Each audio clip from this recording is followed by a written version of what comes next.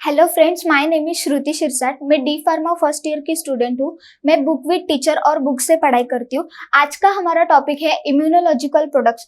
उससे पहले हमें ये जानना होगा कि इम्यूनिटी होती क्या है। इम्यूनिटी मतलब रोगों से लड़ने की क्षमता जो हमारे शरीर के अंदर होती है, उसे हम इम्यूनिटी कहते हैं। इम्यूनिटी के दो टाइप्स है, नेचुरल इम्यूनिटी और एक्वायर्ड इम्यूनिटी। नेचुरल इम्यूनिटी में एज, स्पेशीज और इंडिविजुअल आते हैं। ये इम्यूनिटी हमें गॉड गिफ्टेड होती है। और नेक्स्ट है एक्वायर्ड इम्यूनिटी। इसके भी दो टाइप्स है, एक्टिव इम्यूनिटी और पैसिव इम्यूनिटी। एक्टिव इम्यूनिटी के भी दो टाइप्स है, नेचुरल और आर्टिफिशियल। और पैसिव के भी दो टाइप्स है, नेचुरल और आर्टिफिशियल। एक्टिव नेचुरल इम्यूनिटी, ये इम्यूनिटी हमें तब मिलती है जब कोई भी बैक्टीरिया हमारे शरीर के अंदर इनेट हो और हमारा इम्यून सिस्टम अपने आप एंटीबॉडी बना ले। और एक्टिव आर्टिफिशियल इम्यूनिटी, ये इम्यूनिटी वैक्सीन के द्वारा दी जाती है। इसे हम वैक्सीनेशन भी कह सकते हैं। और दूसरा है पैसिव नेचुरल इम्यूनिटी। ये इम्यूनिटी हमें जन्म के बाद माँ के द्वारा मिलती है। और आर्टिफिशियल पैसिव इम्यूनिटी, ये इम्यूनिटी हमें आर्टिफिशियल रूप में दी जाती है। नेक्स्ट है इम्यूनोलॉजिकल प्रोडक्ट्स। इम्यूनोलॉजिकल प्रोडक्ट्स मतलब रोगों के उपचार के लिए और प्रतीक्षा उत्पन्न करने के लिए हमें इम्यूनोलॉजिकल प्रोडक्ट्स का उपयोग किया जाता है। इम्यूनोलॉजिकल प्रोडक्ट्स के दो टाइप्स है, एक्टिव इम्यूनिटी और पैसिव इम्यूनिटी। एक्टिव इम्यूनिटी में 3 वैक्सीन आते हैं, बैक्टीरियल, वायरल और toxoid vaccine. Active bacterial vaccine जैसे बीसीजी, कोलेरा, पर्टिशियस और टाइफॉइड। और वायरल वैक्सीन में small pox, yellow fever, measles, rabies और पॉलीमाइलिटिस। और टॉक्सॉइड वैक्सीन जैसे कि डिप्थेरिया और टेटनस। नेक्स्ट है पैसिव इम्यूनिटी। इसमें एंटीटॉक्सिन, एग्जाम्पल डिप्थेरिया और टेटनस।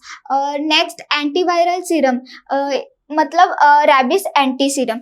और लास्ट है एंटीबैक्टीरियल सीरम। नेक्स्ट है वैक्सीन एक एंटीजेनिक सब्सटेंस है। वैक्सीन से हमें इम्यून मिलता है और डिसीज से बचने की ताकत देती है वैक्सीन। और नेक्स्ट है वैक्सीन के दो टाइप्स है, किल्ड इनएक्टिवेटेड वैक्सीन और live attenuated vaccine. Killed inactivated vaccine के भी दो टाइप्स है, बैक्टीरियल वैक्सीन और viral vaccine. Killed bacterial vaccine जैसे कि टाइफॉइड, पैराथायराइड, प्लेग्यू और कोलेरा। और किल्ड वायरल वैक्सीन में हेपेटाइटिस ए, हेपेटाइटिस बी और इन्फ्लुएंजा। नेक्स्ट है लाइव एटेन्यूटेड वैक्सीन। इसके भी दो टाइप्स है, बैक्टीरियल वैक्सीन और वायरल वैक्सीन। तो लाइव बैक्टीरियल वैक्सीन में जैसे बीसीजी और टाइफॉइड, टाइजला। और लाइव वायरल वैक्सीन में मम्स, मिसेल्स, रूबेला और वेरिसेला। नेक्स्ट है टॉक्सॉइड, ये एक वैक्सीन है जिससे हमें इम्यून मिलता है और स्पेसिफिक बैक्टीरिया के पैथोजेनिक पार्ट से होने वाले डिसीज से हमें टॉक्सॉइड वैक्सीन बचाती है। नेक्स्ट है सीरा कोई बैक्टीरिया नहीं है, सीरा में दूसरे जानवर का एंटीफॉर्म होता है। और सीरा में दूसरे जानवर का एंटीफॉर्म होता है। सीरा तुरंत प्रतीक्षा हासिल कर लेता है और वो ज्यादा समय तक नहीं रहता। प्रतीक्षण द्वारा सीरा में विशिष्ट पशुओं में रक्त एकत्र किया जाता है, लेकिन सेंट्रीफ्यूगेशन के बाद हमें एक विशिष्ट सीरम प्राप्त होता है।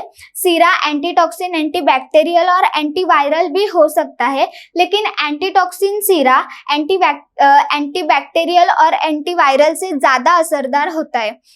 नेक्स्ट है डिप्थेरिया एंटीटॉक्सिन। इसमें सबसे पहले एनिमल को सिलेक्ट किया जाता है, जैसे हॉर्स को सिलेक्ट किया जाता है। उसके बाद उसका इम्यूनाइजेशन करते हैं, फिर उसके ब्लड को कलेक्ट करते हैं। ब्लड को कलेक्ट करने के बाद हॉर्स को रेस्ट दिया जाता है। रेस्ट देने के बाद फिर से उसका ब्लड कलेक्ट करते हैं और ब्लड को रेफ्रिजरेटर में स्टोर किया जाता है। स्टोर करने के बाद ब्लड को फिल्टर करके सीरम को सेपरेट किया जाता है। फिर उसके बाद सीरम का प्यूरिफिकेशन करते हैं ताकि ब्लड के प्रोटीन सीरम से हटाने के लिए। फिर अभी हमारी एंटीबॉडी बनकर तैयार हो गई है, इसे हम एक्टिव इम्यूनिटी की तरह यूज कर सकते हैं।